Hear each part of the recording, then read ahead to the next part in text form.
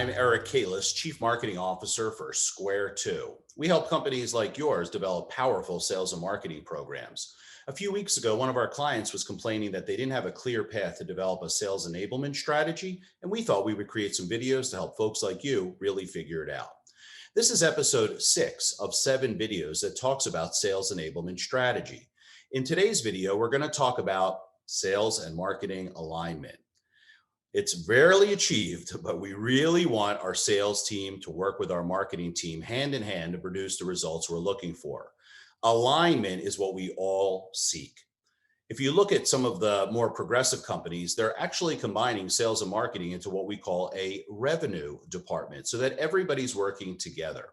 But if you still have a sales and a marketing team, no problem. Let's talk about how we can get them aligned. In this video, we'll be breaking down the keys to achieving and maintaining some real sales and marketing alignment. So what is sales and marketing alignment? Well, basically, it's a shared group that is using good communication strategy and shared goals to enable and marketing sales to operate as one unit. Working together, those aligned teams can really deliver much higher results than individual teams. They can boost the sales effectiveness and ultimately grow revenue. Now, a lot of people talk about marketing, which is an S in front of the word marketing. And that's exactly what we're talking about here, the smashing together of the sales and marketing efforts, right? When they're functioning as one team, obviously they do a lot better. So let's talk about what the marketing folks in the revenue department can do for the sales folks, right? In a tightly aligned organization, marketing focuses on guiding the buyers through the early stages of your buyer's journey, right? In preparation for an engagement with the sales team later on. Once a deal is closed, many organizations also continue to lean on marketing for cross sells and upsells and reorders and things like that. That means in order to support sales, the marketing team really has to educate the buyers to make sure they understand everything the company can do. They want to nurture and keep driving them through the sales funnel. And they also want to qualify them, right? We don't want to waste the sales team's time with unqualified leads. So we want to repel the people that aren't a good fit for us. And then we constantly want to engage with all those prospects and clients to make sure they never forget about your company.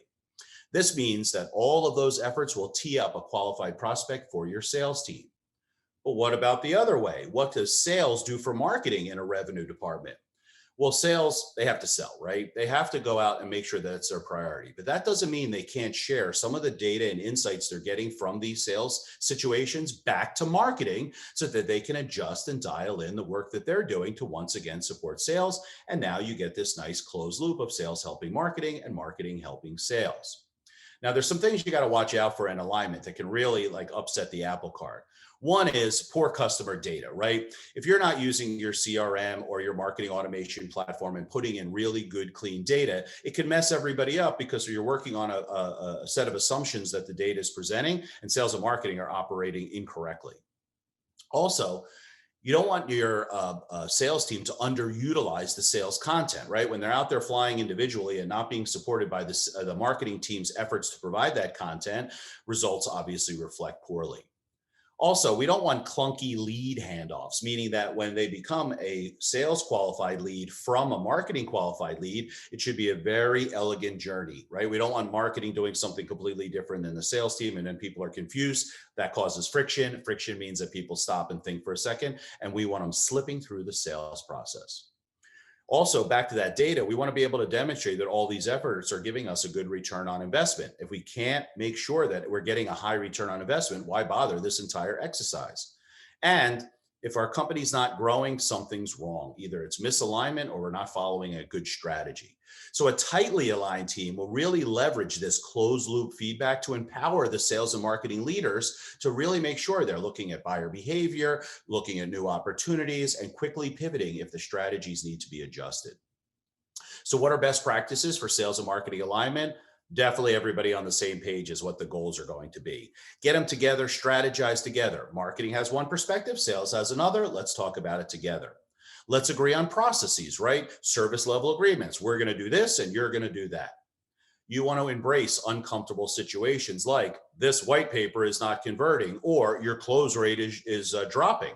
These are the things we have to bring out and get out on the kitchen table so we can really do the things necessary to improve those metrics. We also want to centralize communication so everybody's on the same page about what we're talking about and they can go back and see what was agreed to. We want to invest in an entire sales enablement so that marketing is not just generating new leads, but also supporting the sales team. And we want to lead by example. Anybody who's rogue, we got to either have a conversation with them or get them out. We really have to have everybody behaving in a manner of alignment. Look, whether you're a team of 2 or 200, sales and marketing alignment is critical to drive revenue. With these best practices that we talked about with sales and marketing and how they work together, it'll be your way of really hitting your revenue targets together. Hey, I hope I got you thinking differently about sales enablement. If you want to connect with me personally for a session about how we can help your company with their sales and marketing alignment or sales enablement in general, it's my pleasure to help you. Thanks so much for listening today.